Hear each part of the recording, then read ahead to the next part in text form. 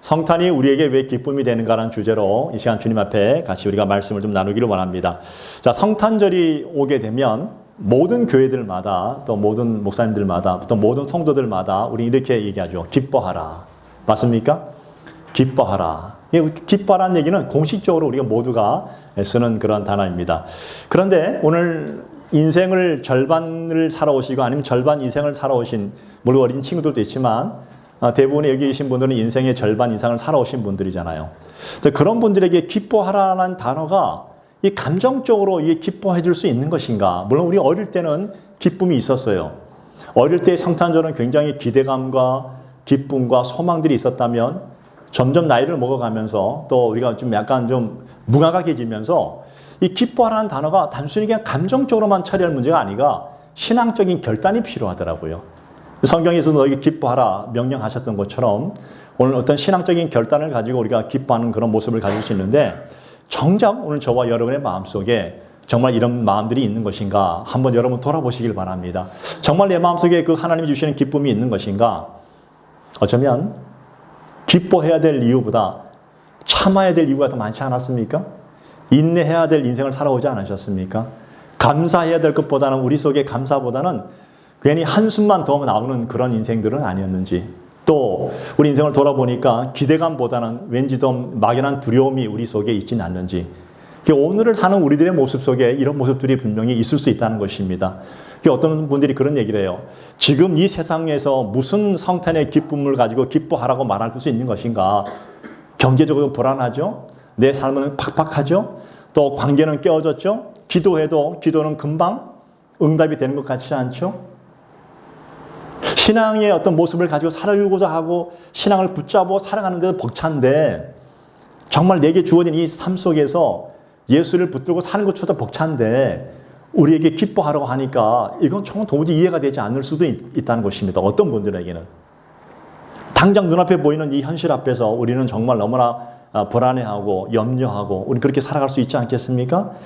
그런 어떤 현실적인 말로 우리가 이게 기뻐하라 하면 사실 어떤 사람들은 여기 모이신 분들은 그렇지 않겠지만 그냥 기뻐하라니까 예 기뻐해요 라고 말은 하지만 소위 요즘 말하는 영혼의 일도 들어가지 않는 그냥 형식적으로 기뻐하라. 이걸로 끝나는 그런 인생은 되지 않는지 오늘 우리가 돌아보자는 것입니다.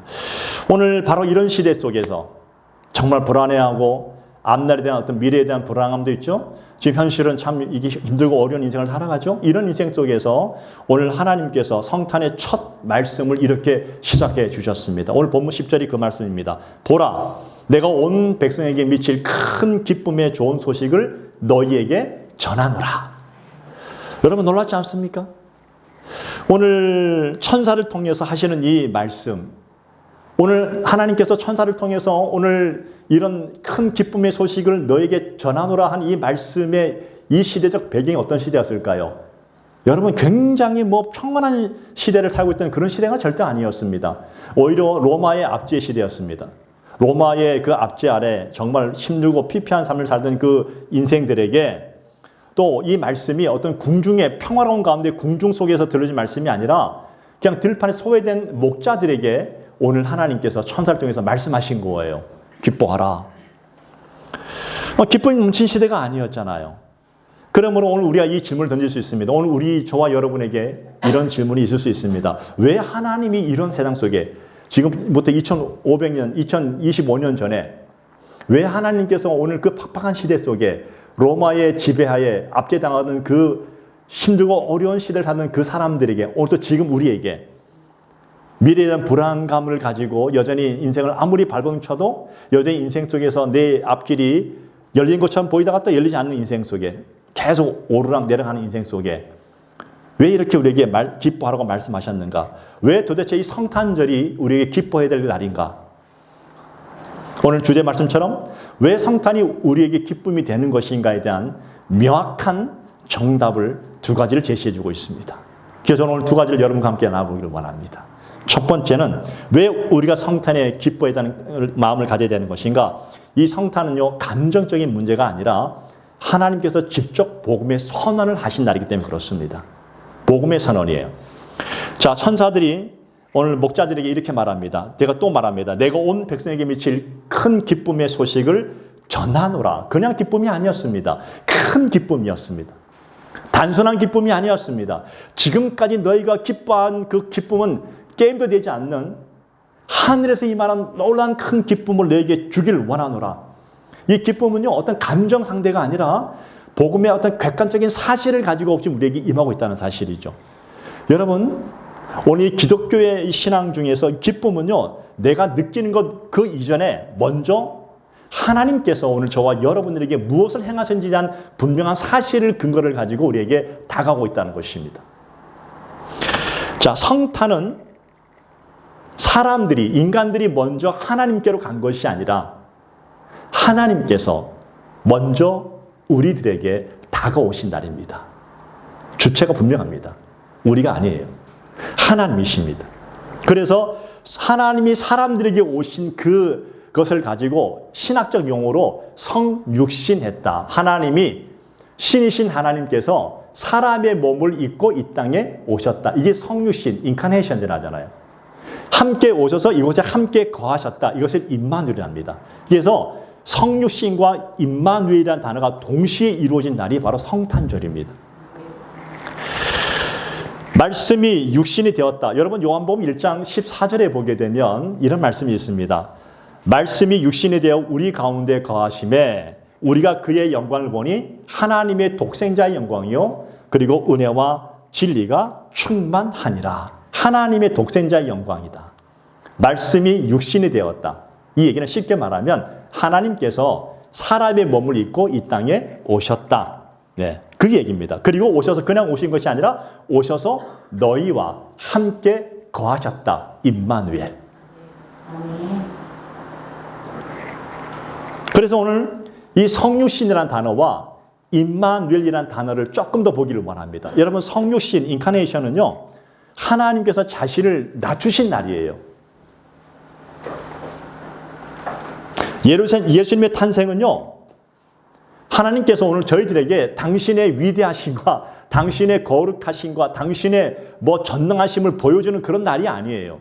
당신을 과시한 날이 아니라 오히려 그 자리를 완전히 낮추시고 비워지는 날이었습니다. 완전히 낮추신 날이었습니다. 빌립보서 2장에 보게 되면 6절 7절에 보면 이렇게 말씀하시죠. 그는 근본 하나님의 본체시나 하나님과 동등됨을 취할 것을 여기지 아니하시고 오히려 자기를 비워 종의 형체를 가지고 사람의 모양과 같이 되었다. 이렇게 말씀하십니다. 하나님이셨습니다. 근데 그 하나님께서 하나님이 하나님과 동등됨을 취할 걸 여기지 아니하고 자기를 비워서 종의 형체, 사람의 모습으로 이 땅에 오셨다.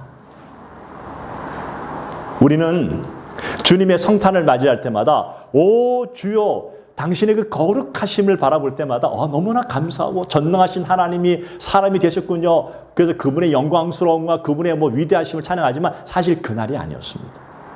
철저하게 당신 낮추신 날이었어요. 우리의 고통, 오늘 여러분이 살아가는 인생의 고통들, 인생의 여러 가지 고민들, 여러분의 아픔들, 여러분의 그 상처들을 관찰하시고 계신 것이 아니라 즉시 보시고 직접 오셔서 같이 함께 누리면서 체험하신 날이 바로 성탄절입니다.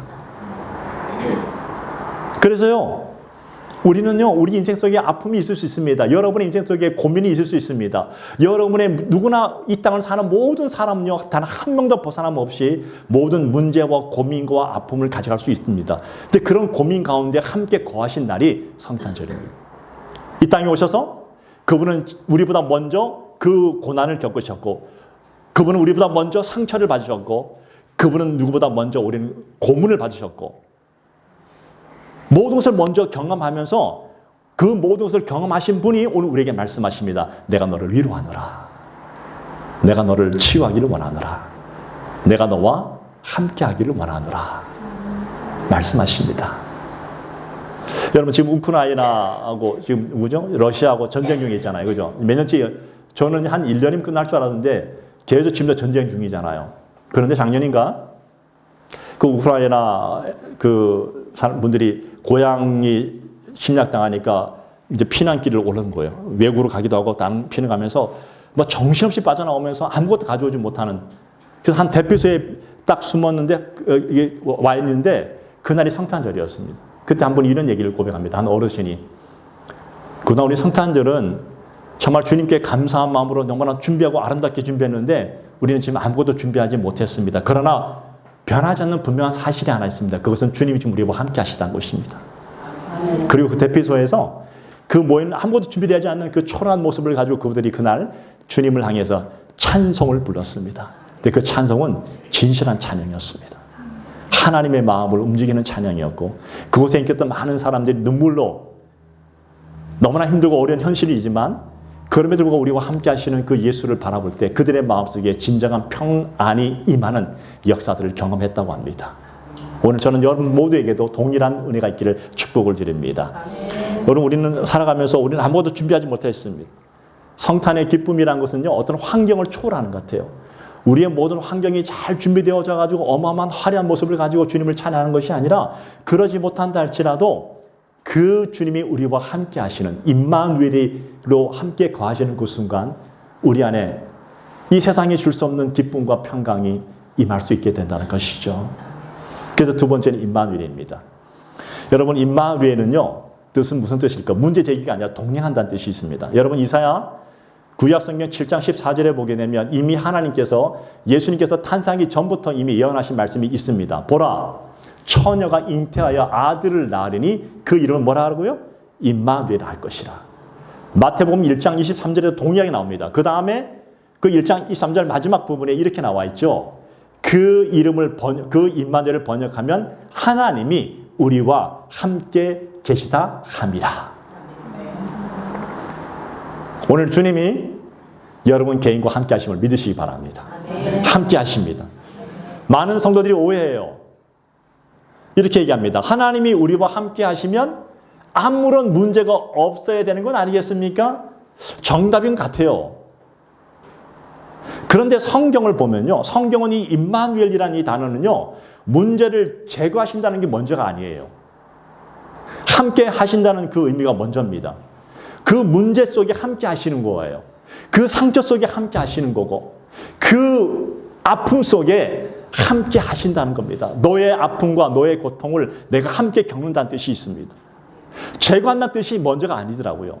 내가 먼저 너의 마음을 위로하고 너의 마음을 공감해 주겠노라. 내가 너의 인생 가운데 너의 환경 속에 내가 공감해 주겠노라. 그런 후에 내가 너의 환경 속에서 내가 너를 컨트롤하고 너를 인도하기를 원하노라. 이게 임마누엘입니다. 예수님은요. 이 땅에 태어나자마자 헤롯 왕의 그 간악한 술사 앞에서 2살 아래 되는 모든 아이를 죽이라고 합니다. 그때 이미 태어나자마자 그는 피신했습니다. 애굽 지금 이집트로 피신했습니다. 그리고 그는요 장장 30몇 년 동안 어떻게 했습니까? 30년 동안 노동자의 삶을 쉽게 말하면 노동자의 삶이었어요. 그리고 끝내는 십자가에 달려 죽으셨습니다. 주님의 삶을 아무리 돌아봐도 우리 인간적인 눈으로 아무리 봐도 그분의 인생 속에 기뻐할 만한 요소가 별로 없었어요. 그냥 피난 다니시고 힘겹게 사시다가 결국 십자가에 죽어 버리셨습니다. 그리고 부활하신 주님이십니다. 그분은 그 십자가의 고통을 통해서 우리에게 말씀하십니다. 내가 너의 모든 죄를 사하노라. 내가 너의 모든 고통을 내가 이미 겪었노라. 여러분 성탄은요. 나의 고통과 나의 고난이 비껴간 날이 아니라 그 고통과 고난을 통과하는 신앙의 시작이라는 것이죠. 그러므로 여러분 용기 내시길 바랍니다. 여러분의 삶 가운데, 여러분의 가정 가운데, 여러분의 인생 가운데 고난과 문제는 끊임없이 다가올 것입니다. 근데 그 고난을 우리는 피해가는 것이 아니라 그 고난 속에서 우리는 그냥 통과하는 거예요. 그냥. 왜? 주님께서 먼저 통과해 주셨기 때문에 우리는 따라가기만 되는 거예요. 독일의 신학자였던 디트리 보네퍼라는 목사님은요, 나치 독일 나치에 저항하다가 순교한 인물인데, 그분이 감옥 속에 있으면서 이런 고백했습니다. 성탄절을 맞으면서 하나님은 인간의 강함 속에서 거하시는 분이 아니라 가장 연약하고 가장 나약할 때, 가장 아플 때 함께 하시는 분이십니다. 그분은 실제로 자기가 경험하면서 경험했던 것을 고백합니다. 하나님은요, 오늘 우리가 잘 되고 잘 나갈 때만 함께 하시는 것이 아니라 하나님은 오히려 여러분들이 너무 힘들고 어리고 고난 가운데 있을 때 그 연약함 속에 실제로 걸어오셔서 여러분을 안아주십니다.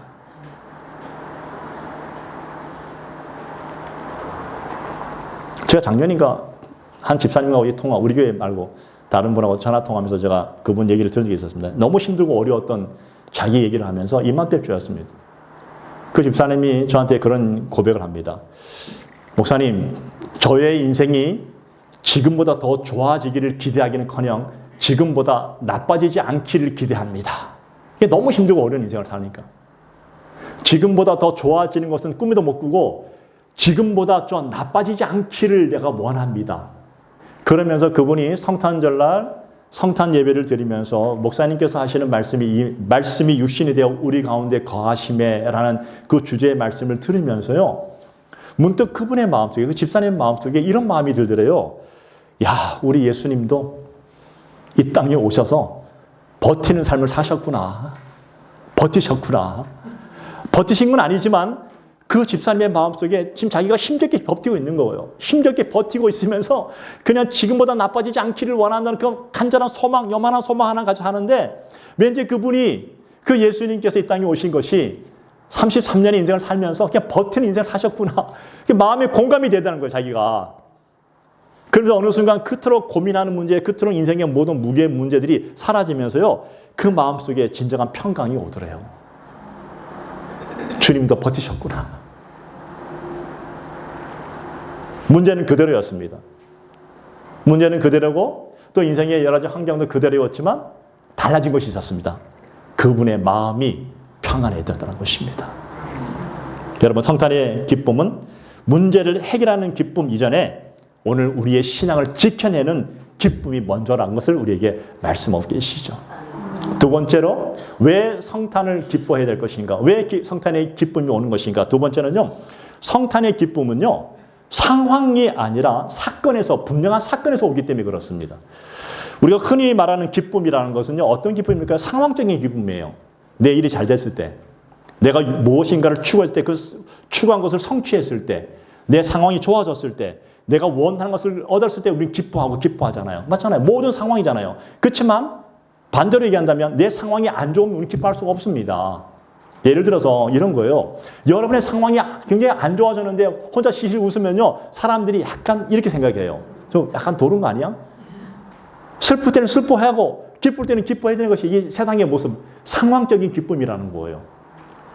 근데 성탄의 기쁨이라는 것은요. 그런 기쁨 차원의 것이 아니더라고요. 천사가 뭐라 말합니까? 이제 나타나서 로마가 너희를 지배하던, 너희를 압제하던 로마가 이제 무너질 것이라고, 너희에게 진정한 편안한 삶이 되어질 것이라고 말하지 않았다는 겁니다. 실제적으로 모든 사람의 마음속에는 이런 마음이 있었을 거예요. 로마가 무너지고 드디어 우리는 해방되어져서 우리의 삶은 이제 해방이구나, 우리는 잘 살 거야, 이런 걸 원하는데 오히려 하나님은 천사를 통해서 말씀하십니다. 우리 각자에게 말씀하십니다. 천사가 기쁨의 소식을 전한 이유는 또 하나였습니다. 그 답이 오늘 11절입니다. 같이 한번 보겠습니다. 자, 본문 11절 말씀. 같이 읽어볼까요? 한번요. 시작. 오늘 다윗의 동네에 너희를 위하여 구주가 나셨으니 곧 그리스도 주시니라. 분명히 앞절에서 뭐라 말합니까? 너희에게 큰 기쁨의 좋은 소식을 너희에게 전하노라. 그 이유가 오늘 11절이에요. 바로 구주 그리스도가 나신 사건이에요. 환경의 변화가 아니었습니다. 이 얘기는 이런 얘기예요. 우리 예수 그리스도가 우리 역사의 중심이 되어 주셨고 역사의 중심이 바뀐 사건이라는 것입니다. 하나님께서 드디어 침묵을 깨시고 하늘에서 이 땅으로 오셔서 우리 사람들의 시간 속으로, 사람들의 삶 속으로 들어오신 사건이 바로 성탄입니다. 이게 두 가지 의미가 있더라고요. 성탄은요, 우리 인류의 역사의 중심이 되어 주셔서 이 땅에 오신 예수 그리스도이십니다. 여러분, 예수님이 지금 이 땅에 탄생한 지가 얼마 됐죠? 2025년이 됐습니다. 모든 인류의 역사는 예수 그리스도가 중심이 됩니다. 그 예수를 중심으로 BC와 AD로 나눠집니다. BC는 예수님 이전, Before Christ입니다. AD는 뭡니까? 아노 도미니라는 단어입니다. 주님의 날이에요. 우리는 AD 2025년을 살고 있습니다. 주님의 날을 살고. 이상해요. 이 인류의 모든 역사의 중심으로 주님이 이 땅에 오신 사건이 성탄이에요. 또 하나는 여러분의 개인의 삶의 인생의 중심으로 오신 예수 그리스도이십니다. 오늘 그분이 오셔서 여러분의 모든 인생의 고통과 아픔과 모든 죄의 살 속에서 여러분을 건져내시기 위해서, 여러분을 구원하시기 위해서, 여러분의 삶의 중심으로 주님께서 이 땅에 오신 사건이 바로 구주 예수 그리스도이십니다. 그래서 우리는요, 어쩔 수 없이 저와 여러분들은 내 삶의 모든 인생의 중심이 예수님이 될 수밖에 없습니다. 왜? 그분이 역사의 중심이시고 우리 개인의 역사의 중심입니다. 그럼 그 인생은 실패할 일이 없습니다. 내가 곧 길이요 진리요 생명이니 나로 말미암지 않고는 아버지께로 올 자가 없느니라. 그분이 우리의 길이 되어주셨고, 그분이 우리의 진리가 되어주셨고, 그분이 우리의 생명이 되어주신 사건이 바로 성탄이십니다. 여러분, 여러분에게 이 성탄이 그런 성탄 되기를 간절히 축복을 드립니다. 여러분, 결론입니다. 결론은 왜 우리가 성탄에 기뻐해야 될 것인가 분명합니다. 하나님이 당신의 자리를 버리시고 가장 낮은 모습으로 비우셔서 이 땅에 사람의 모습으로 오셨다. 그리고 그걸 끝난 것이 아니라 그분이 우리와 함께 하셨다. 임마누엘이고. 그리고 그분은 외면하지 않으시고 우리의 모든 인류의 역사와 우리 개인의 삶의 중심이 되어주셔서 여러분의 삶을 가장 복된 길로 인도하시기 위해서 이 땅에 오셨습니다. 여러분, 이 성탄에 그 예수를 여러분의 인생의 중심으로 삼기를 축복을 드립니다. 여러분의 삶의 중심에서 여러분 인생의 길이 없어 헤맬 때에도 그 주를 바라보면 길이 열릴 줄 믿습니다. 여러분의 생명이 막 위태로울 때도 그분 보시면 여러분 영원한 생명이 무엇인지를 깨닫게 될 줄 믿습니다. 그 진리신 예수 그리스도, 그분이 우리의 삶에 오셨습니다. 여러분, 성탄은 요란하지 않아도 괜찮습니다. 주님 오신 성탄은 요란하지 않았습니다. 굉장히 초라하고 조용히 했습니다. 그러나 흔들리지 않는 그 기쁨과 평강이 오늘 저와 여러분의 삶 속에 충만히 임할 줄로 믿습니다. 주님이 이곳에 오셨다. 주님이 오셨다는 이 사실 하나만으로도 오늘 저와 여러분들이 기뻐하는 마음으로 살아야 될 분명한 이유가 될 줄로 믿습니다. 이제 돌아오는 목요일 25일은 성탄절입니다. 정말 주님이 오신 그 사건을 기억하면서 여러분 개인에게 내 인생의 중심으로 그분이 오셔서 내 삶의 중심이 되어주셔서 내 삶을 이끌어가는 그런 성탄절이 되기를 간절히 축복을 드립니다. 기도하겠습니다. 하나님 감사합니다.